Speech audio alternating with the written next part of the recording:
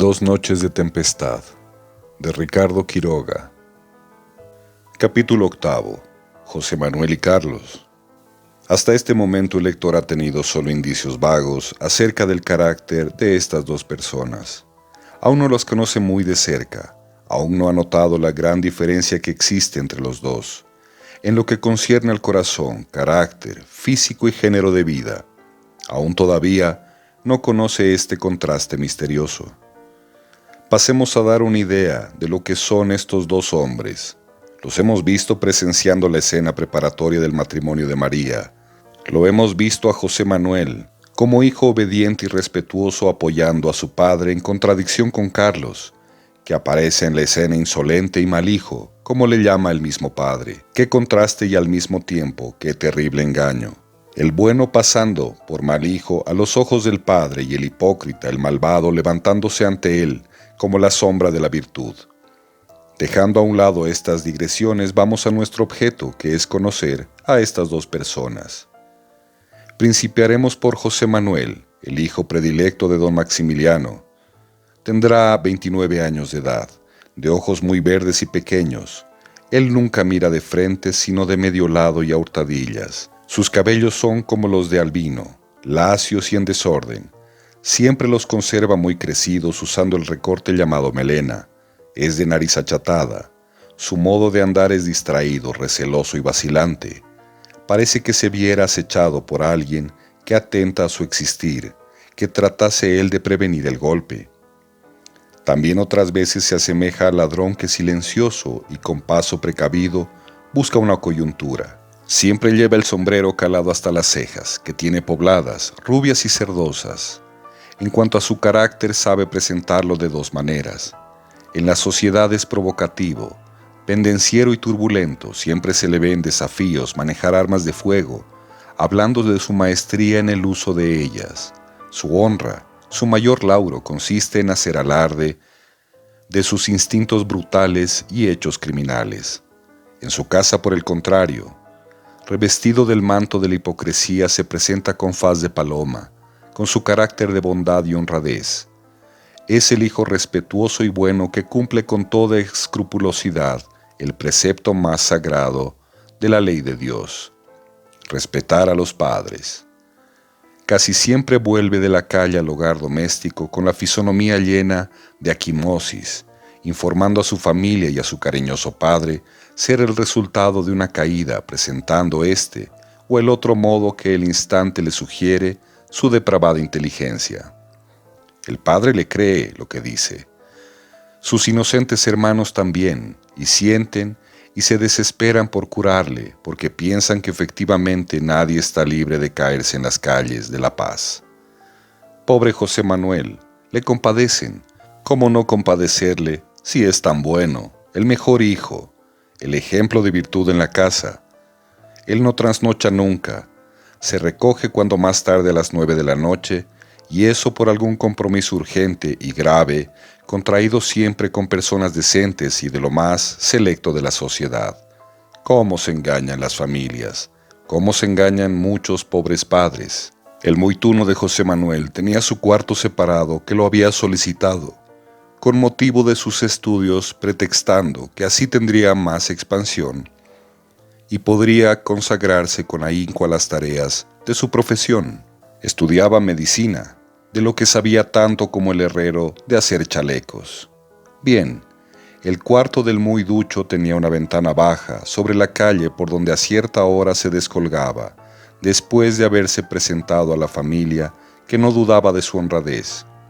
Ellos creían que cuando José Manuel se despedía deseándoles las buenas noches, efectivamente se iba a dormir a su habitación, de donde no salía hasta el día siguiente, a la hora de prescrita, para consagrarse a las tareas de su profesión, ignorando que su querido hijo, incapaz de la menor nota en su conducta, su tierno hermano usaba esa ardid con tal de no inspirarle sospechas, para enseguida descolgarse por la ventana, marchando después a engolfarse en el juego, en el cieno de las orgías, en lo más inmundo de los vicios. Procuraba siempre retirarse de estos antros del crimen a la luz de la alborada, y subiéndose por la ventana, se despojaba de sus vestidos para enseguida entregarse al descanso. Es de advertir que prefería introducirse a su habitación por la ventana, motivo a que esta casa modelo de buen ejemplo y honradez, la puerta se cerraba temprano y se abría a hora competente, conservando don Maximiliano durante toda la noche la llave de ella. A eso de las 7 de la mañana tenía don Maximiliano la costumbre de ir a despertarlo para que se arreglara y tuviese tiempo suficiente para estudiar sus lecciones, pues que las 8 era la hora designada para la asistencia a clases. El pobre padre siempre lo encontraba en cama. Nunca creía a su hijo capaz del más leve desliz y mucho menos que fuera tunante. Alguna vez que don Maximiliano descubría en la fisonomía de su hijo señales que deja la embriaguez y la mala noche, le preguntaba: «Hijo, ¿estás enfermo?». Y él respondía: «No, padre, es efecto del estudio que hice esta noche.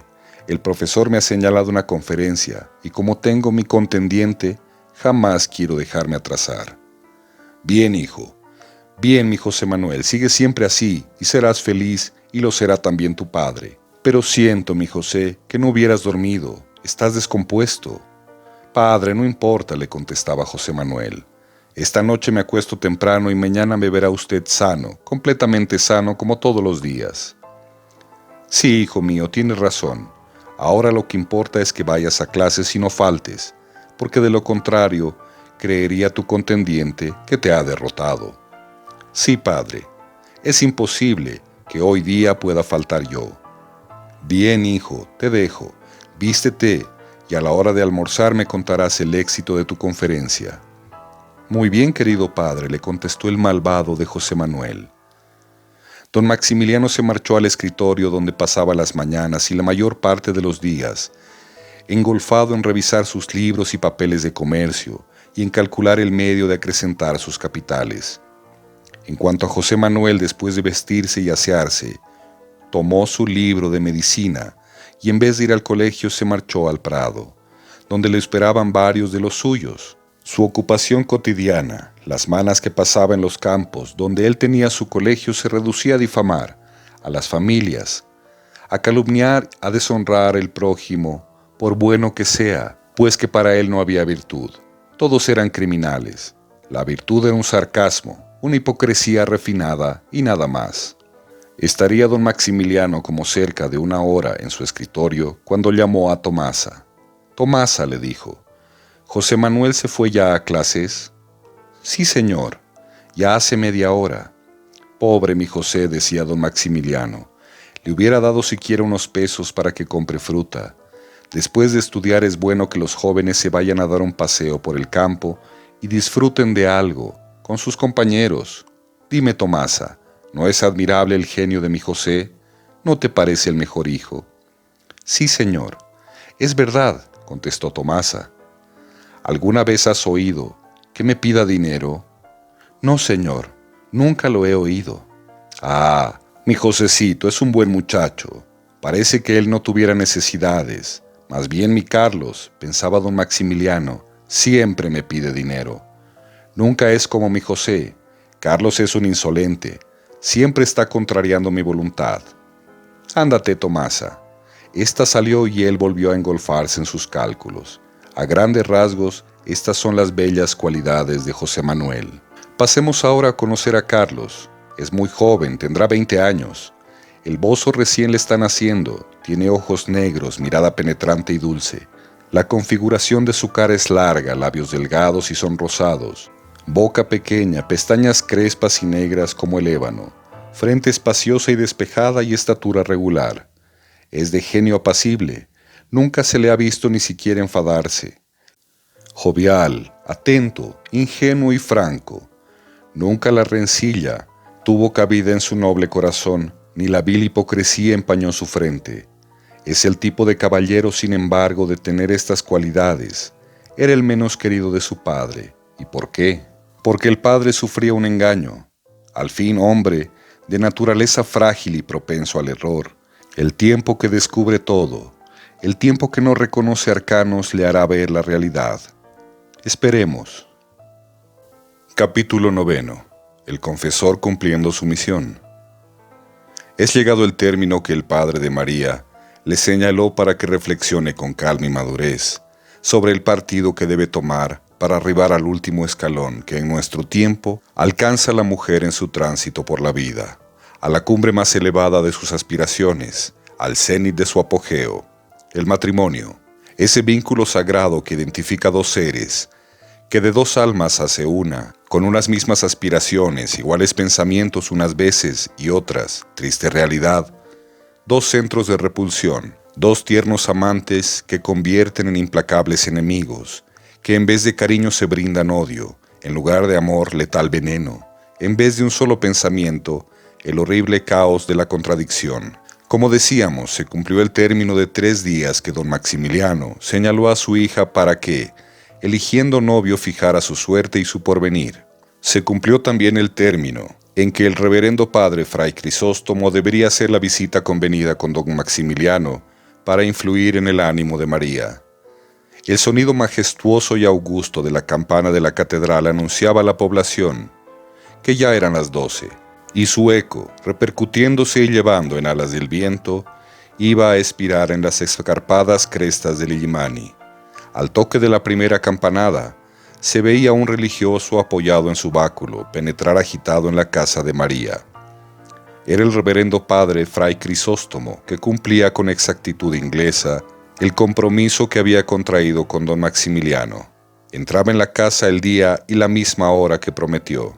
María, recostada con negligencia en un diván, se encontraba triste y sombría, con su hermosa cara apoyada en sus blancas manos. Estaba sola, con el pensamiento de la triste perspectiva que le ofrecía su padre, que como brasa de fuego calcinaba su corazón. Esperaba a cada minuto, a cada segundo la presencia de su padre, que vendría a saber su resolución. Apenas sentía el más leve rumor, se estremecía, temblaba. Ya creía llegada la hora fatal de la conferencia. Se hallaba sumida en tan cruel situación, cuando oyó pasos y la voz de su querido confesor, el reverendo padre Fray Crisóstomo, que se le presentaba en el momento en que se veía sola y abandonada de todos, como el verdadero amigo, el último y el primero de nuestra vida. El fiel confidente en quien desahogaría su atribulado corazón, para recibir después los ilustrados consejos que serían el lenitivo de su pesar, de su confesor, que era para ella un ángel tutelar. Apenas lo vio aparecer, corrió a abrazarle con los ojos preñados de lágrimas y el pecho lleno de emoción. «Buenos días te dé Dios, hija mía», le dijo el padre Crisóstomo, pero ella no respondió. Lo único que hizo fue deshacerse de su confesor y llevar sus manos al rostro, queriendo así ocultar el pesar y el llanto. «¿Qué tienes, hija mía? Dime, confiésamelo», le decía el reverendo padre Fray Crisóstomo. «Ya sabes que el confesor es el representante de Dios en la tierra, y que como él, tiene derecho para absolver y perdonar las culpas. ¿Sucede algún contratiempo? También podré con mis consuelos volverte a la calma que has perdido. Hija, confiesa, que es por tu bien». María, llorosa y desconsolada, le contestó: «Sí, padre, soy infeliz», y le narró circunstancialmente las alternativas de su cruel situación, el amor que en su alma de artista abrigaba por Alejandro y la oposición de su padre, que trataba de casarla con don Justino. El reverendo padre Fray Crisóstomo trató de consolarla. Le hizo recuerdo de los mandamientos de Dios, de los preceptos de la religión que prescriben la alta obediencia a los que nos dieron el ser. Le hizo comprender que en este mundo somos extraños pasajeros, que aquí la dicha y la felicidad no son más que palabras vagas y sin sentido, porque ellas no existen en él. Le recordó lo efímero de nuestra existencia, que dura tanto como el meteoro que brilla un instante en el espacio y desaparece fugaz. Le señaló el cielo como único lugar donde se encontraba la realidad de estas cosas. Le probó que en este mundo los sufrimientos, los sacrificios y abnegaciones eran medios de alcanzar la verdadera dicha, que cuando mayor era el sufrimiento, mayor era la recompensa. Ahora, hija mía, lo que debes hacer es obedecer a tu padre. Cásate con el que le gusta y serás feliz. María le respondía: «Padre, si jamás puedo quererle, odio a ese hombre, detesto a ese monstruo». «Hija mía», volvía a repetir el confesor, El mismo hecho del odio que le profesas, ese sacrificio que hagas, casándote con él por obtener la voluntad de tu Padre, te prepara un lugar preferente en el trono del Altísimo. En lo que debes pensar, hija mía, no es en este mundo, ni en su pompa vana, ni en sus pasajeros placeres que se convierten siempre en veneno. Debes pensar en la otra vida, que podemos morir de un momento a otro, el día menos pensado, y entonces, ¿qué sería de ti, pobre hija mía, si no has obedecido a tu Padre prefiriendo los placeres efímeros de esta vida, por los que te brinda una eternidad? No, hija, debes obedecer a tu Padre, que tanto te quiere. ¿Crees tú que Él no ha consultado tu bienestar? ¿Te parece que no podrías querer a don Justino, porque ahora te preocupa el cariño de Alejandro, cariño que has de olvidar apenas te cases? Porque don Justino, con su buen genio, su tierno corazón, el cariño que te profesa y las pingües comodidades de que te haga disfrutar, ha de contribuir a disipar esa afección. ¿No es así, hija mía? María no respondió más que con un suspiro ahogado. El reverendo padre Fray Crisóstomo continuó: yo me comprometo desde ahora a echarles las bendiciones. ¿Con qué, querida hija, te casarás con don Justino? Que lo haré, respondió María. Si quiere mi padre, tendré que obedecerle. Sí, hija, muy bien. Estuviera malo que desobedezcas a tu padre. Resuélvete y no estés con aprensiones. Don Justino es un buen hombre. Te dejo, querida hija. Es hora que me vaya a coro. Obedece a tu padre y a tu confesor. Adiós. Y enseguida se marchó Fray Crisóstomo, orgulloso de su triunfo. Capítulo 10. La maldición al hijo. Después que el reverendo padre Fray Crisóstomo se marchó, don Maximiliano, que impaciente aguardaba este momento, entró donde su hija. Esta al verlo se puso pálida, y un mudo temblor se apoderó de ella. ¡Qué fenómeno raro! Una hija temblando al ver a su padre, cuando por el contrario debía recibirlo llena de gozo, con la efusión del placer. El tigre, animal feroz, no hace con su presencia temblar a sus hijos, más bien estos. Cuando lo ven se le aproximan y lo llenan de mil caricias. ¿Por qué sucede que el hombre, la obra más perfecta de la creación, el ser más noble e inteligente, inspira pavor a sus hijos? Lo que no pasa con el tigre, animal el más monstruoso de la tierra, dotado de instintos sanguinarios y desprovisto de inteligencia. ¿Será porque hay hombres peores que esta fiera? No nos atrevemos a afirmar que no. Despreocupado don Maximiliano de los accidentes de que María era presa en ese momento, le dijo: María, tierna hija mía, vengo a saber tu resolución, y no dudo que ella será conforme a mis deseos. Es suficiente el tiempo que te concedí para que pienses y te resuelvas a elegir la persona que por siempre debe ligarse a tu destino. Confío en que no desobedecerás a tu anciano padre. Confío que no quieras precipitar los pocos días que le restan de existencia, contrariando su voluntad. ¿Con qué? ¿Está resuelta? Y al decir esto fijó en María una extraviada mirada, esperando perplejo una respuesta negativa. María no respondió. Guardó silencio. El sufrimiento y las lágrimas la embargaron la voz. En este momento aparecieron José Manuel y Carlos, quienes se sorprendieron al encontrar llorosa y triste a su pobre hermana. Don Maximiliano, sin hacer caso de la presencia de sus hijos, interrogó a María diciéndole: por última vez, ¿te decides o no? María, con voz débil e imperceptible, le contestó: ¿qué haré, querido padre? Hágase su voluntad. Carlos, extraño a la pregunta de su padre y a la respuesta de María, pudo sin embargo inferir que se trataba de una violencia. Padre, ¿qué es lo que pasa? ¿Por qué llora mi pobre hermana? Y como viese que don Maximiliano no le respondía, sino con el silencio y una mirada llena de desprecio: María, comprendo de lo que se trata, le dijo a su hermana. Ya te he dicho cómo debes proceder en este asunto. Ya te he dicho también que tienes un apoyo en mí. Ya te he dicho por último que el corazón no se compra con el dinero. Al oír don Maximiliano que Carlos se expresaba de esta manera, poseído de ira se lanzó sobre él, lo tomó del cuello arrojándolo enseguida por los suelos y diciéndole: Mal hijo, que faltas al respeto que debes a tu padre. ¿Qué sería de ti más tarde si tan joven das muestras de tu perversidad? El cielo te castigue y te haga purgar tu osadía y atrevimiento. Carlos, al ver la injusticia con que procedía su padre, vejándolo de una manera tan indigna y en fin, para colmo de desgracia, viéndose maldito, se despechó y dominado por la desesperación. Padre, le dijo, pues que se cumpla vuestra maldición, adiós.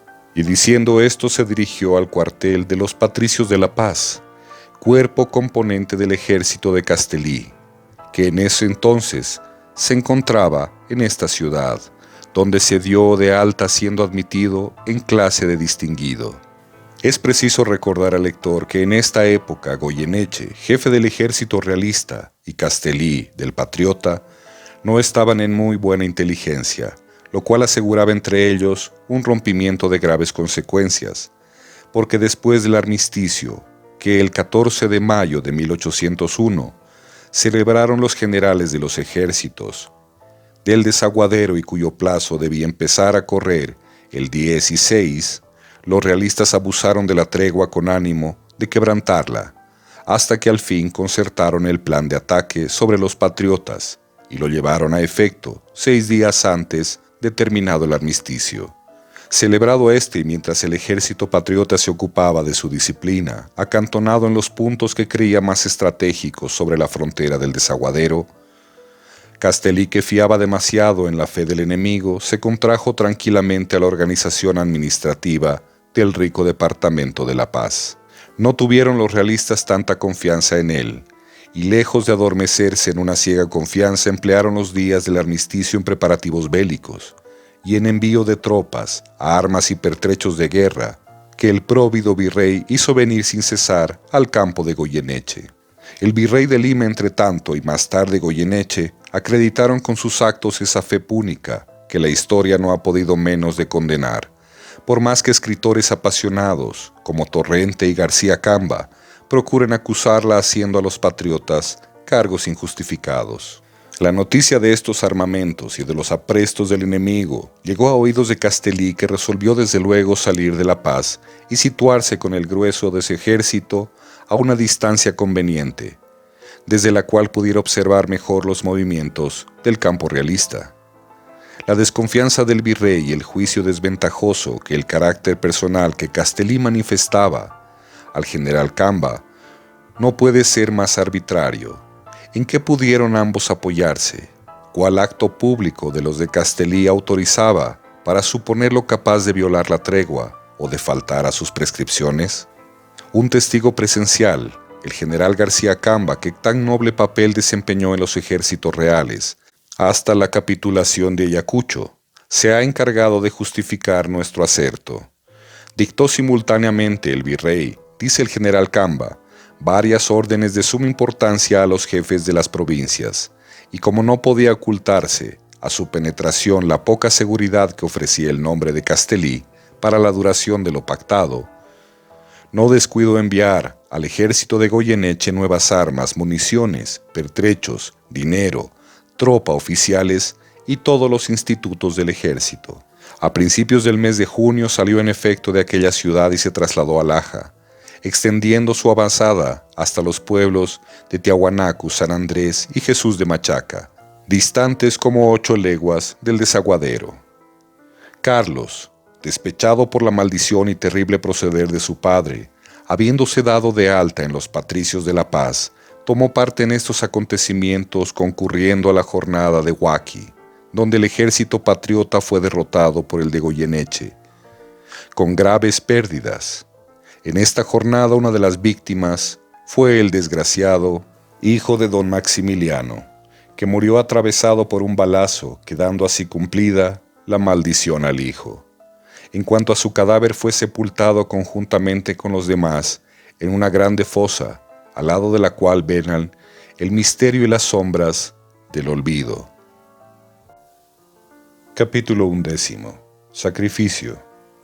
El tiempo, con su calma impasible, con esa velocidad del relámpago, había pasado desde los preparativos para el matrimonio de María, sin llevar consigo otra cosa que su poder sin límites y sin nombre, misterioso e incomprensible como su autor. El tiempo unas veces sublime, arcano que nos ofrece la perspectiva de la felicidad, porque nos señala el límite de nuestra difícil peregrinación por el mundo, y otras, fantasma sombrío, porque momento a momento, hora por hora, minuto por minuto, martiriza nuestra alma haciéndola el blanco del sufrimiento y dejando impresa su incesante huella en el fondo del corazón. Había pasado, como decíamos, con su paso indiferente y su genio impasible. 8 meses ya hacían, desde que don Maximiliano descubrió a su hija la intención que tenía de casarla con don Justino. 8 meses, durante los cuales la infeliz María apuró sin tregua de un segundo la copa del desengaño. Y respecto al día siniestro que conoció a Alejandro, ¿cuánto tiempo había pasado? 12 meses con sus horas monótonas, lentas, que para el que sufre sin esperanza de alivio y palpando la realidad de su funesto destino, se convierten en años y en siglos. Un solo día faltaba para que hiciera un año contado desde el momento en que las almas de María y Alejandro se vieron, se hablaron y silenciosas se comprendieron. Un solo día les quedaba para que llegaran al colmo de la desgracia, o quizá para que termine ella haciéndolas descansar. Don Maximiliano, durante el tiempo de los 8 meses, había llegado al cúmulo de sus aspiraciones, arreglando a su agrado el matrimonio de María y señalando el día 30 de noviembre para que tuviera lugar la ceremonia. Antes de pasar adelante, es preciso que el lector tenga una pequeña idea del rico don Justino, futuro presunto esposo de María. Recordará el lector que don Maximiliano, hablando de él con María respecto de la edad que tenía, le dijo que frisaba en los 59. Es de estatura mediana, pálido y flaco, de nariz aguileña, mirada vaga y extraviada, orejas de un tamaño irregular, ceja negra y junta, barba negra y muy rala, pómulos demasiado salientes, signo característico de la lujuria. El pelo crespo, es más enamorado que un joven de 20 años. Se le ve con frecuencia en la puerta de las iglesias o templos. El objeto que lo lleva allí es ver a las jóvenes que concurren a dichos lugares. Él es intruso, no teme el desaire, y cuando lo recibe lo mira con desdén. Es poco aprensivo y nada le preocupa. Feliz él, que con solo sacudir las orejas arroja de sí cualesquiera mancha. Su conversación se reduce a hacer alarde de su nobleza e hidalguía. Se titula descendiente de una de las principales familias del país, es decir, de sangre azul. Es un rasgo de los brillantes caballeros de la Edad Media. El origen de su riqueza está envuelto en el misterio. Estas son las descollantes cualidades de don Justino, que mañana se llamará el esposo de María. Pasemos a narrar el modo como fue presentado don Justino a María. Un día después de haber conferenciado don Maximiliano con él, en lo tocante a su matrimonio con María, le dijo: «Don Justino, es preciso que ahora usted vaya a casa conmigo y hable con María de la inclinación que le profesa a usted, haciéndola comprender que yo ya le he otorgado mi consentimiento para su unión matrimonial, y que lo único que falta para que ella se lleve a cabo es su consentimiento. Al mismo tiempo, le pinta usted su amor con los más vivos colores, le hace usted las más brillantes promesas, el tratamiento paternal que ha de observar usted con ella, la comodidad de que ha de gozar, etcétera, etcétera. Usted ya sabe que la chiquilla tiene un corazón de paloma, y no lo dude usted, que el éxito será bueno». «¿Qué de paloma?», contestó don Justino, «tiene el corazón de un ángel». Después de terminada esta insulsa conferencia, se encaminaron donde María, a poner en planta el plan que habían formado. Cuando entraron en casa de don Maximiliano, este en señal de conferencia y confianza, los recibió en su escritorio. Tocó el timbre de una campanilla, a cuyo sonido acudió Tomasa. «Tomasa», le dijo, «llama a María y anúnciale que estoy con el señor don Justino Peralta». Esta corrió donde María y le informó de que su padre, que estaba acompañado de don Justino, solicitaba su presencia. Al oír esta nueva, María sufrió una impresión parecida a la que experimenta el reo condenado a muerte cuando oye leer su sentencia. Tomasa, al ver el efecto desolador que este anuncio causó en María, corrió a traerle un vaso de agua que apenas pudo hacerle beber. Pasado este accidente, y cuando María pudo rehacerse, exclamó: «Tomasa, déjame sola, no tardaré en ir donde mi padre».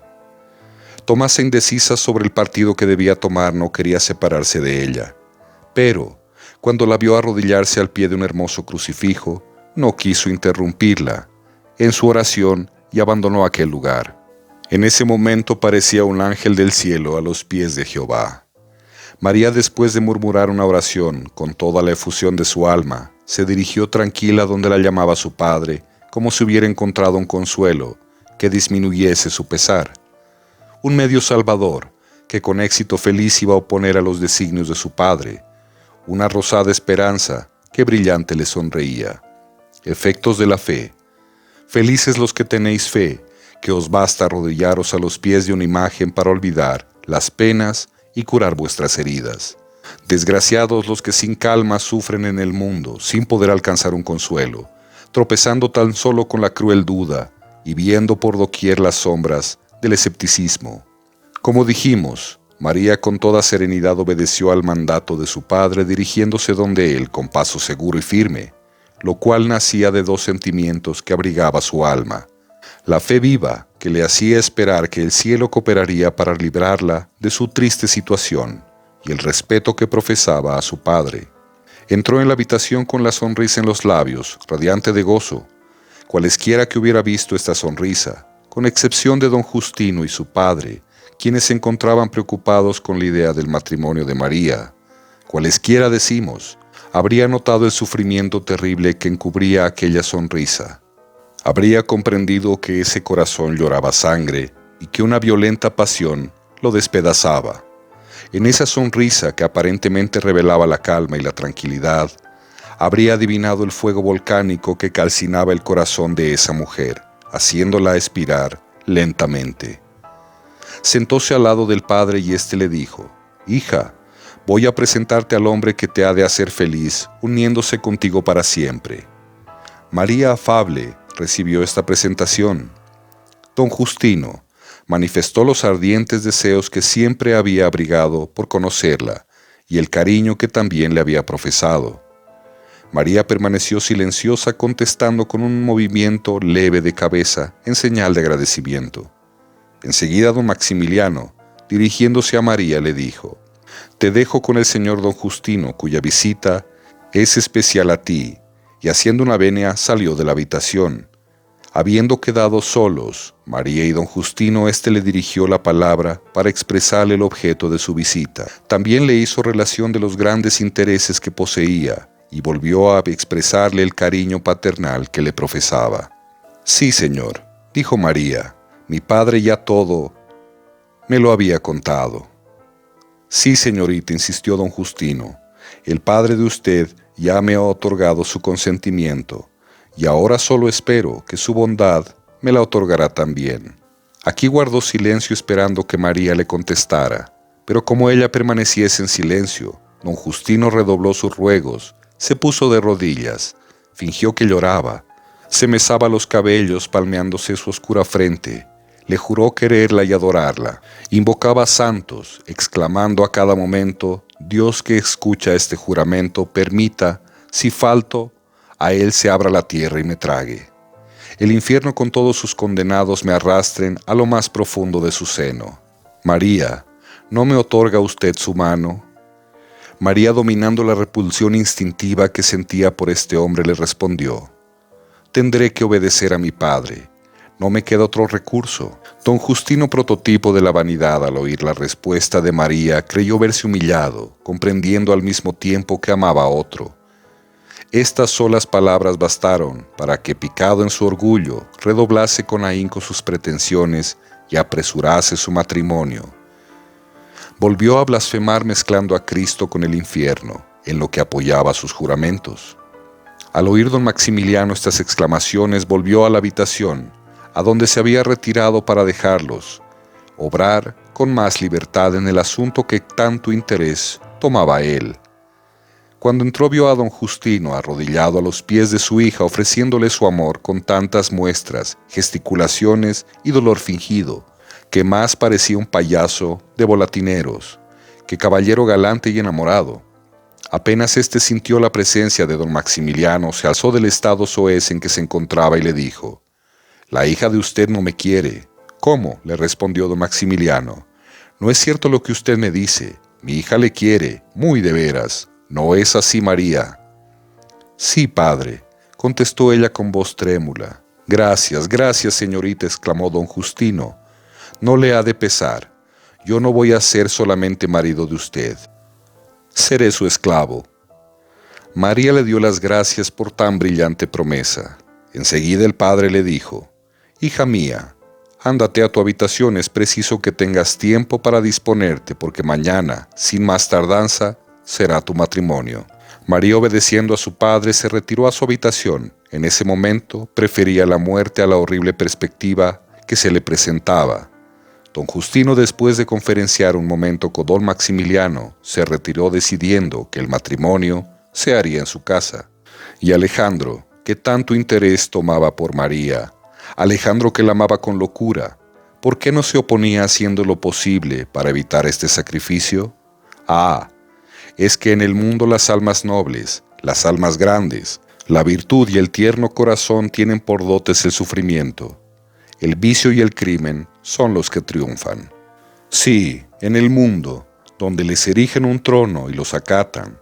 Por eso el pobre Alejandro, a pesar de haber agotado todas sus fuerzas, nada pudo conseguir más que el ser arrojado de la casa, la privación absoluta de la visita de María, quien se vio encerrada en una habitación y privada aún de asomarse a la ventana. Un día logró Alejandro enviarle una carta por medio de Tomasa. En ella le rogaba que se decidiera a abandonar la casa paterna. Esto le pedía por su amor, por los sacrificios que había hecho por ella. María le contestó que la prueba que le pedía era deshonrosa para ambos, que el cielo se apiadaría al fin de ellos, haciéndoles unirse, y que si acaso sucedía lo contrario, ella llevaría su recuerdo como el consuelo de su afligida vida, y que su imagen sería la sola que ocupe su corazón. Esperemos, le decía, confiemos en Dios y en su infinita bondad. Esto era lo mismo que decir a un reo condenado a muerte, cuando ya se ve en el banco del acusado y al frente de la justicia, que debe hacerle expiar su crimen: espera y confía en Dios, que te volverá la vida, esperanza ilusoria. Capítulo 12. Segunda noche de tempestad. El día se presentaba hermoso, con esa calma que precede a las grandes tempestades. Un cielo azul radiante y terso, sin un fragmento de nube que pudiera mancharlo. El sol en todo su esplendor parece que desde su trono, henchido de gozo y orgullo, feliz contemplara el mundo.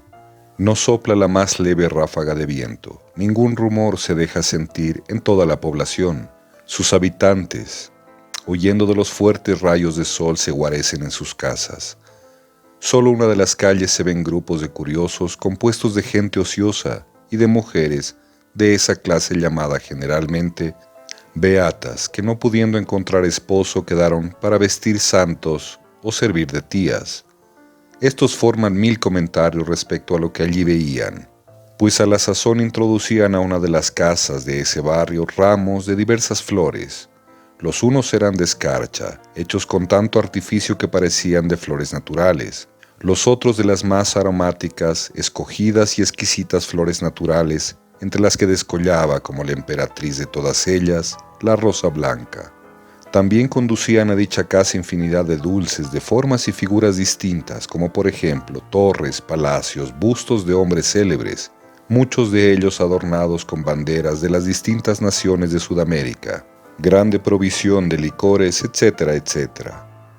Era la casa de don Justino Peralta, que disponía todas estas cosas para su matrimonio, que tendría lugar esa noche, a las 9, cuando más tarde. Este afán duró hasta las 6. A eso de las 7 de la noche, muchas parejas de caballeros y señoritas elegantes principiaron a entrar en dicha casa. Eran los invitados del matrimonio de don Justino. Todos ellos, hombres y mujeres, calaban el guante blanco. Las mujeres estaban engalanadas con todo lo que la rígida moda les prescribía, vestidas con las finas y ricas sedas, llevando en las manos y cuello una hermosa colección de alhajas. Estaban primorosamente adornadas. Los hombres llevaban el traje de la más rigurosa etiqueta. Esto duró hasta las 8 de la noche, hora en que todos los convidados se encontraban allí. Solo faltaba la novia.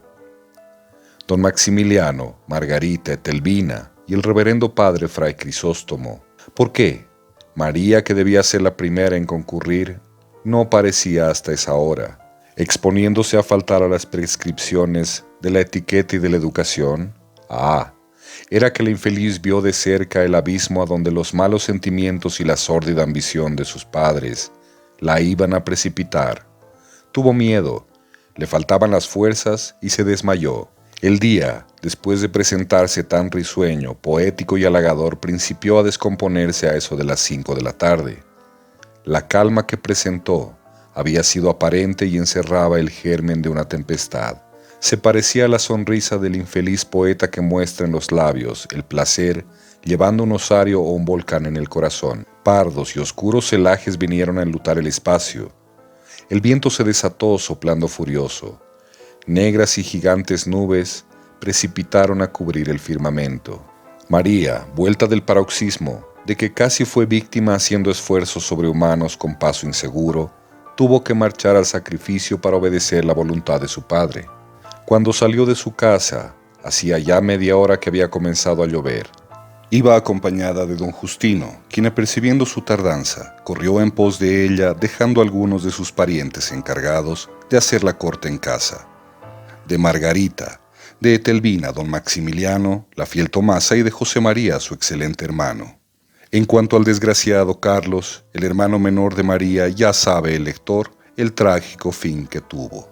Carlos, que solo buscaba la muerte para con ella ahogar la pena que le causaba la suerte de su desdichada hermana y la amarga decepción que recibió de su padre, Carlos ya no existía para poder presenciar este sacrificio. La impresión que causó a don Maximiliano esta sensible muerte puede inferirse por el apresuramiento en el matrimonio de su hija, sin que hiciera mucho tiempo que Carlos dejó de existir. Solo la infeliz María tuvo también que saborear este terrible golpe de la suerte, el golpe que recibió por la muerte de su hermano. Las bondadosas y compasivas tías Margarita y Etelvina la acompañaron en su amargo sufrimiento. En cuanto a José Manuel, recibió esta nueva con el mismo placer que el sacrificio de su desventurada hermana. Fray Crisóstomo ya también había entrado en la casa llevándoles pocos minutos de delantera. Como dijimos, la noche estaba oscura y ya comenzaba a llover. El corazón de la desventurada María se parecía a esa noche, estaba mustio y triste también, con la única diferencia de que él lloraba sangre y el cielo solamente agua. Cuando llegaron a la casa, María se sorprendió al ver la magnificencia del salón, la elegancia de los convidados, lo suntuoso y confortable de su arreglo. Hubiera preferido, en vez de la deslumbrante luz que había allí, 4 hachones que como fieles y consecuentes compañeros velen su cuerpo convertido en cadáver, en vez de esos magníficos alfombrados de rico tripé y esos cortinajes de finísima seda y lindo color. Un terliz que cubra su cadáver en vez de esos divanes, de esos sofás y lujosas silletas. Habría preferido un ataúd en vez de esas mesas de blanco y lúcido mármol. Habría preferido en su corazón el frío de esas piedras para dejar de sufrir, en vez de todas esas damas elegantes envueltas en seda y adornadas de las más preciosas alhajas. Un cortejo fúnebre que acompañe su cadáver y llore su muerte, en lugar de alegrarse y felicitarla por su matrimonio. En vez de ese sacerdote que le hace pasar a otra vida, quisiera verlo convertido en el infeliz fraile que nos ayuda al nacer con sus auxilios y consejos, y cuando vamos a morir con su asistencia, sus oraciones y sus lágrimas, en vez de las melodías que despide el piano, el eco lúgubre y monótono de una campana que anuncia a mundo la muerte. Y en fin, en vez de la bulla y algazara del festín, el silencio fatídico del cementerio. Pero no, son delirios de la infeliz, deseos de su imaginación joven y exaltada. Lo que le pasa es el contraste de lo que desea. Ya se hallaban reunidos todos los convidados, sin excepción. Eran las 9:45. El aguacero se había convertido en tempestad y ésta caía haciendo un ruido vertiginoso. Fray Crisóstomo acababa de salir de uno de los dormitorios vestido con traje de ceremonia, con su libro en la mano. Al verlo, todos los convidados se pusieron de pie. Enseguida los dos novios se dirigieron al pequeño oratorio que tenía don Justino, seguidos del numeroso séquito de convidados. Luego que llegaron a ese recinto sagrado, Fray Crisóstomo los bendijo. Apenas acabó de bendecirlos, un rayo, cual una víbora de fuego, invadió la habitación deslumbrando a todo el numeroso gentío que se encontraba allí, y después siguió el trueno, con una voz lastimera, que parecía un sordo y mortal gemido que salía de las profundidades del abismo, conmoviendo todo el edificio y sembrando el terror entre todos ellos. Solo María no tuvo miedo en ese momento, no recibió impresión alguna. Había perdido hasta el sentimiento, parecía un autómata, una máquina manejada al arbitrio de su dueño. Pasada esta impresión, don Justino ofreció el brazo a la que ya era su esposa, quien se apoyó en él, con cierto modo que quería decir: disponed de mí, soy ya vuestra. Si queréis también podéis quitarme la vida, que resignada os la entregaré. Enseguida pasaron al salón y a los pocos minutos se oyeron los acordes del piano que invitaba a bailar una cuadrilla. Salieron las muchas parejas y dieron principio al baile. En el momento que terminó esta cuadrilla apareció Tomasa y acercándose a María le dijo unas pocas palabras al oído y después se encaminó con ella al dormitorio. Le alcanzó una carta. María la abrió con precipitación. Apenas llevó los ojos a ella, lanzó un grito de dolor, cayendo por tierra, sin sentido y casi muerta, conservando la carta en su mano. Al oír este terrible grito acudieron con precipitación don Maximiliano, don Justino y muchos de los convidados a presentar a María su auxilio. Don Justino, al ver que María tenía una carta en su mano, se la arrancó para informarse de su contenido.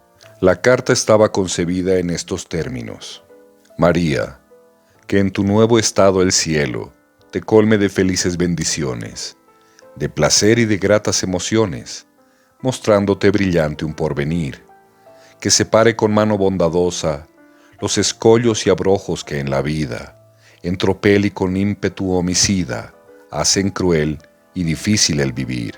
No pienses que con estas letras quiera despertar en tu pecho el sentimiento, porque pronto, cadáver macilento, será el que sin descanso te adoró, pues que solo un consuelo ya le queda en el último trance de su vida, y es mandarte su eterna despedida desde la tumba que tu amor le abrió. Olvidado por ti y aún por el cielo, con solo su pasión dentro del pecho, llevando el corazón pedazos hecho, que anhelaba tan solo descansar.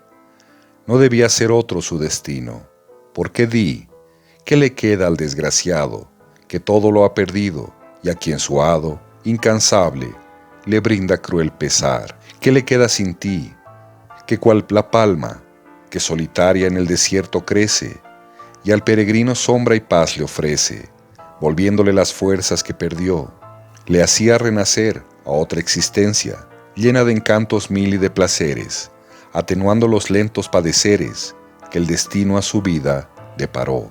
Hizo la fatal suerte que te viera, en fatídica noche tempestuosa, a la lumbre del rayo fulgorosa, que un triste porvenir nos anunció. Por eso la desgracia con la muerte aumentaron aún más tu desventura, infeliz, que no pude en mi locura comprender lo que el cielo preveyó. Pero es tarde, María, sí, muy tarde, para poner remedio a aquestos males. Es tarde y el rigor de los pesares, el límite me muestra del dolor. Adiós, nunca el pesar hiele tu frente, que halles dicha en cambio de aflicciones. Lo único que te pido es oraciones. Adiós, no llores, muerto por tu amor. Alejandro. La noticia de la muerte de Alejandro se difundió en el salón con extraordinaria rapidez. La consternación y el desaliento se apoderó del ánimo de todos los concurrentes. Principiaron a retirarse todas las parejas del baile, quedando en pocos minutos, como por encanto, silencioso y vacío el salón. La oscuridad había sustituido a la luz deslumbradora de que se hallaba iluminado. José Manuel desapareció también acompañado de una de las familias, que concurrió sin hacer caso de lo que pasaba en el seno de su familia. Margarita, Etelvina y el reverendo padre, fray Crisóstomo, se quedaron a prestar auxilios a la desgraciada. Al día siguiente a las 9 de la mañana, 4 indios, al parecer oriundos de Obrajes, depositaban un cadáver en la puerta de la policía, quienes decían haberlo hallado en una de las riberas del punto donde se juntan los ríos Choqueyapu y Orcojahuira. Era el cadáver del infeliz Alejandro, estaba casi desnudo, solo tenía una camisa rasgada por todas partes y un calzoncillo igualmente hecho pedazos. Su fisonomía estaba completamente desfigurada, no podía distinguírsele ninguna de sus facciones. Tenía totalmente magullados todos los miembros, los ojos los tenía reventados, estaba horrible. La muchedumbre se apresuraba a ver dicho cadáver, cada uno hacía interpretaciones diversas acerca de esta tragedia, pero nadie decía la verdad. El móvil que lo impulsó a cometer este atentado fue la terrible pasión que concibió por María y el matrimonio de ésta con don Justino. Acaeció un fenómeno raro y era que la había conocido a la luz del relámpago de una noche tétrica y tempestuosa, y la había amado. Al año cabal, a la misma hora, el día mismo en que la conoció, la luz del relámpago alumbró también su suicidio. Esa noche a las 9, hora en que la conoció, el padre Crisóstomo bendecía a María y don Justino. A esa misma hora, se veía un hombre que, inclinado perpendicularmente por uno de los puentes del río Choqueyapu, que se encontraba caudaloso, se incrustaba una bala en el pecho, cayendo a causa de la altura, con un formidable ruido. Viéndose envuelto al instante en un torbellino de agua y absorbido por la corriente, apenas se oyó la detonación del revólver, un trueno retumbó en el espacio y el rayo vino a caer en el mismo sitio de donde el suicida se precipitó. Fue el mismo rayo que invadió la capilla donde se matrimoniaban don Justino y María, el momento en que recibían las bendiciones, dejando a los convidados llenos de pánico, terror, coincidencias extrañas que son difíciles de explicar. El cadáver de Alejandro, después de haber permanecido algunas horas en la puerta de la policía, a la expectación pública fue conducido al hospital para que los aprendices de cirugía ejercitaran sus operaciones. Enseguida fue transportado al panteón en un cajón sucio y enmohecido por el continuo uso que hacían de él y por la influencia del tiempo, que todo lo destruye. Cubierto con un terliz negro y muy usado, nadie lo acompañaba, ni un amigo que derramase una lágrima o exhalase un suspiro en homenaje a la amistad. Todos huían de él. Todos, constituidos en Dios, condenaban al suicida. La sociedad en masa le negaba una sepultura en el lugar destinado para el descanso de todos. La sociedad, en su vanidad y locura, lo condenaba al infierno. La sociedad, en su delirio, se constituía sacrílegamente en Dios, negándole el pedazo de tierra que jamás niega ni negará Dios a sus criaturas. Era pobre y para el pobre no es la tierra. Por eso se le trataba así. El rico tiene privilegios. Al suicida rico, al criminal, al bandido no se le niega el panteón. El suicida pobre parece que no fuera hombre como los demás. ¡Qué sarcasmo! Como decíamos, lo llevaban al panteón sin nadie que lo acompañe, sin un amigo, sin un deudo, porque era suicida. Pero no. Olvidábamos, tenía un amigo, su amigo León, un perro. Ese fiel animal le acompañaba gemebundo, llorando, lanzando tristes aullidos. Miraba con indefinible pena a todos los que encontraba en su tránsito y enseguida el cadáver de su patrón, como si dijera: «Soy infeliz. El que veis cadáver ya es mi amo, mi señor, mi amigo, que me ha de hacer tanta falta. Compadecedlo, acompañadme a llorar». Y seguía el consecuente animal acompañando los restos de su amo, hasta que llegaron detrás del panteón, donde le esperaba una fosa que debía guardar su cuerpo. El panteonero arrojó el cadáver del infeliz Alejandro en dicha fosa, la llenó de tierra y enseguida, tomando un enorme pedrón, principió a machucar el terreno, para que quedase firme e igual. Después se retiró con una impasibilidad admirable, cual si volviera de un paseo o un campo delicioso, y no después de enterrar el cadáver de un infeliz, cuya vida ha sido marcada con el sello de la fatalidad. Solo León, su fiel amigo, el primero y el último de todos, quedó allí, lanzando tristes aullidos y arañando la sepultura de su patrón. Todas las noches a eso de la 1 se veía una mujer, con la fisonomía demacrada, llorosa y de rodillas, delante de la sepultura de Alejandro, entregada a la oración. Al retirarse dejaba junto a una cruz de tosca madera que existía allí una guirnalda de rosas blancas, en señal de pureza e inocencia, y como ofrenda de cariño que juró conservar por él. Era la infeliz María, víctima de los caprichos y de la ambición de su padre, que iba a llorar la pérdida de su querido Alejandro y a rogar a Dios por el descanso de su alma. Capítulo 13. Escándalos de familia. Después de la segunda noche de tempestad, noche en la que tuvo lugar el matrimonio de María, ésta no pudo disimular el intenso pesar que le había causado el trágico fin de Alejandro. Estaba triste, silenciosa y pensativa. Cuando don Justino le interrogaba tratando de consolarla sobre el motivo de su pena, ella, la única respuesta que le daba era sumirse en amargo desconsuelo. Don Justino llegó a comprender que Alejandro era la causa de la aflicción de María y principió a tener celos de un muerto. Pero no es extraño, porque María era para él un objeto que formaba parte de sus intereses, era una cosa valiosa, que formaba parte de su capital, era un objeto de lujo. Además, él era avaro, y el avaro no solo teme a los muertos, sino que se asusta aún de sí mismo, de su sombra, que le inspira pavor y celos. Una vez cerciorado de que Alejandro era la causa del sufrimiento de María, cambió de proceder. Ya no la consolaba con palabras dulces. Desde entonces empleó la violencia y un tratamiento indigno del que es esposo. Por otra parte, don Maximiliano, en quien la suerte trágica de Alejandro hizo nacer la compasión, a la vez que el remordimiento, porque llegó a conocer que él era el autor de estas desgracias e impelido por dos sentimientos, el amor paternal que profesaba a María, quien se veía miserablemente hostilizada por don Justino, y de cuyo inicuo proceder se había percibido, y el remordimiento que le causaba el que fue Alejandro de Benavides. Trató de remediar la posición difícil en que se encontraba su hija.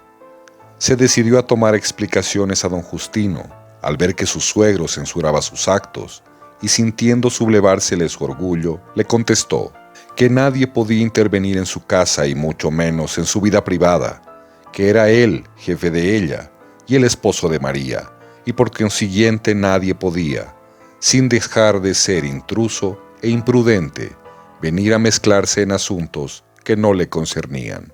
Don Maximiliano, al verse insultado por su yerno, trató de defender sus derechos ultrajados y hacerlos conocer. Le contestó con la voz que presta la dignidad hollada.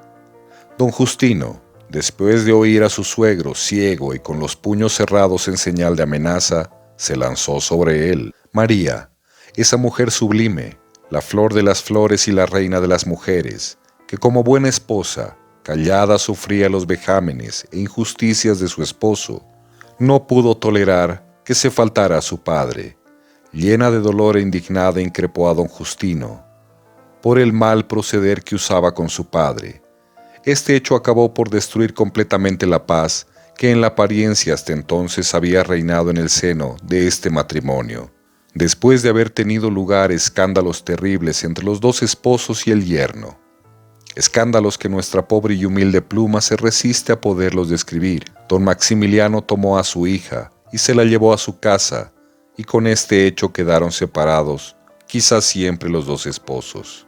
Don Justino, que abrigaba por María una pasión bestial tratando de olvidarla, creyó que el medio más prudente y a propósito era hacer un viaje por el extranjero.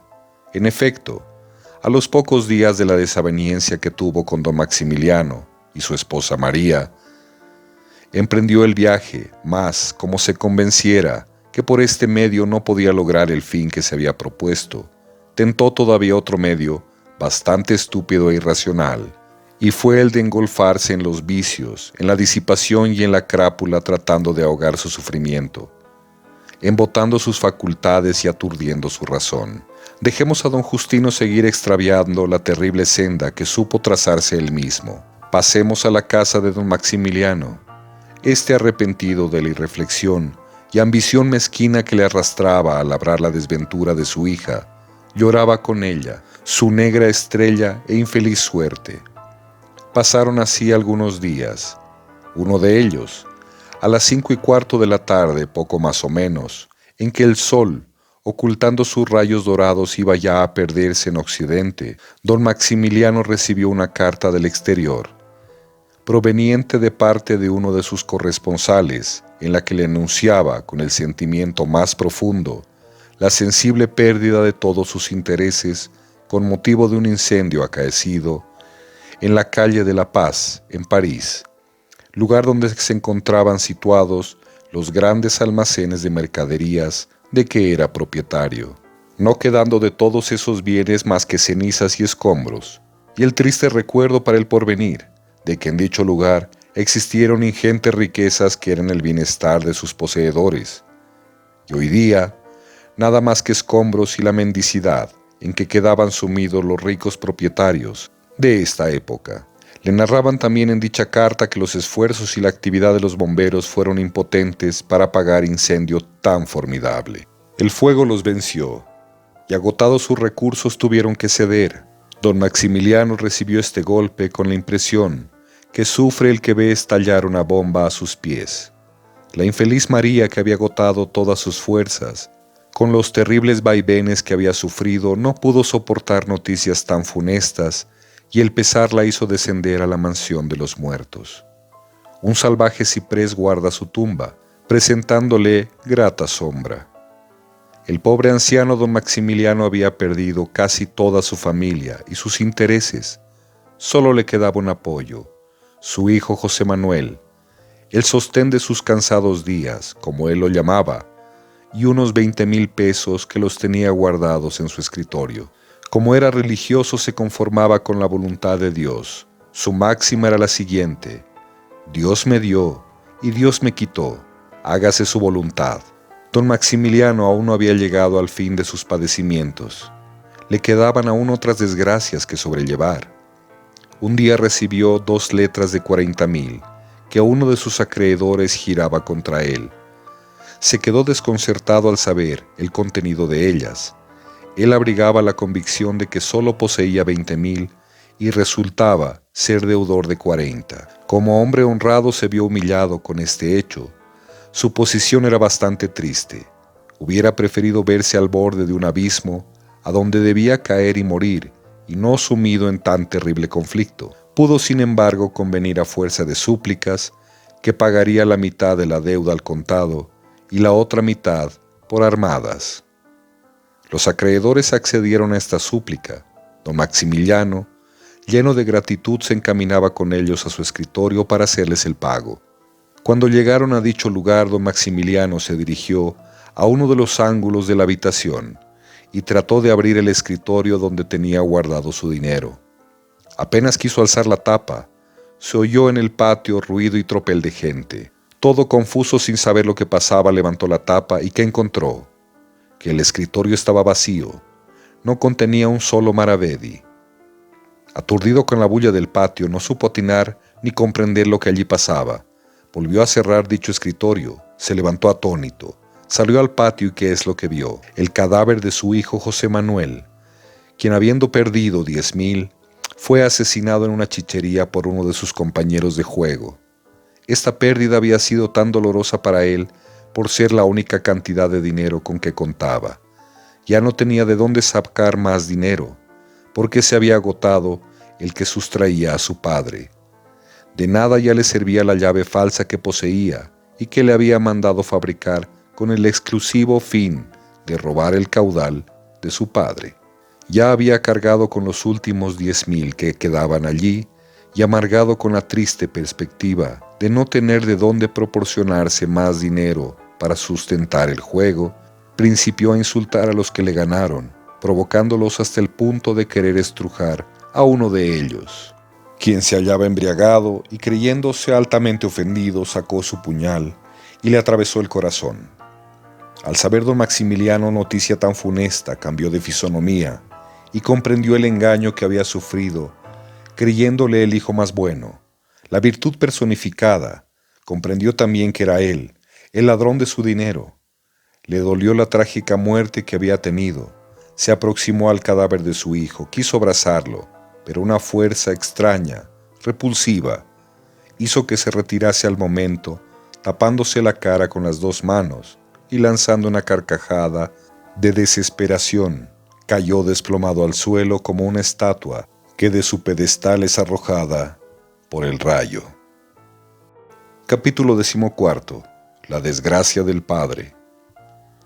4 años habían pasado desde el día en que un fatal incendio redujo a cenizas y escombros las grandes riquezas de don Maximiliano. De ese incendio cuya causa se buscó mucho tiempo y quedó envuelta en el misterio. Por otra parte, don Maximiliano, víctima de tantos sufrimientos, llegó a envejecer de una manera sorprendente. Las enfermedades físicas vinieron también a hacer más difícil su peregrinación por la vida. Fue atacado de una enfermedad mental. Se le veía atravesar las calles de la ciudad, con paso apresurado y vacilante, parándose a cada momento como si algún recuerdo tétrico viniera a perturbar su alma atribulada, y exclamando enseguida: «Más fácil es perder una riqueza que adquirirla», me dijo Alejandro, «y esto se ha cumplido. Alejandro, Alejandro, maldito seas tú que eres la causa de mi desgracia». Después, llevándose las manos a la cabeza y apretándola con violencia como si evocara algún recuerdo, se arrepentía de haber maldecido a Alejandro y exclamaba: «No, Alejandro, joven infeliz, perdona mi locura. Tú eres quien debe maldecirme. Tú que no cometiste más crimen que amar a mi hija siendo pobre. Yo causé tu ruina y la mía también». Y después de decir esto volvía a seguir su camino repitiendo a cada intervalo las mismas palabras: «Yo causé tu ruina y la mía también». Así es la fortuna, fuego fatuo que brilla un instante para desaparecer fugaz. ¿Quién hubiera pensado nunca que don Maximiliano llegue a este estado de miseria? Ya nada tenía, ni techo donde guarecerse de las intemperies del tiempo, ni lecho donde descansar su pesado cuerpo. Ya nada tenía en el mundo, más que la miserable existencia que llevaba. La casa donde un tiempo fue el asilo de su bienestar, donde vio crecer a sus hijos, donde disfrutó las caricias de su difunta esposa, donde se llamó feliz. Esa misma casa que más tarde fue el teatro de funestas desgracias, ya no le pertenecía. Con ella se hicieron pago sus acreedores de una parte de la deuda. No tenía nada más que la horrible perspectiva de la miseria y de la desnudez. En cuanto a Margarita, Etelvina y la fiel Tomasa, confidente de María, apelaron a un convento donde pasan sus tristes días consagradas a la oración y a rogar a Dios por la felicidad de los que ya no existen. El reverendo padre Fray Crisóstomo, arrepentido de haber contribuido a la consumación de estas desgracias, se rehabilitó y volvió sobre sus pasos, llevando desde entonces una vida edificante y santa. Uno de los días de Cuaresma del año de 1814 se dejó oír una voz desde el púlpito del templo. Era la voz del reverendo padre Fray Crisóstomo, que predicaba un brillante sermón cuyo tema era el siguiente: los padres nunca deben violentar la voluntad de sus hijos. El público concurrente oyó con atención, aplaudiendo su elocuente discurso.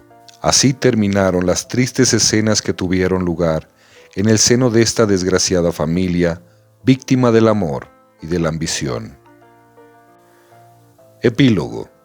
El 13 de marzo de 1815, en una de las aceras de la calle de Santo Domingo, un grupo de gentes se apiñaba a expectar a un hombre que murió de resultas del hambre. En este hombre se reconoció a don Maximiliano Fuencarral. Todos lo compadecían comparando su pasado tan feliz y su presente desgraciado. Todos exclamaban al verle: «Feliz el que ya descansa, feliz porque ya cesó de sufrir. Morir es descansar».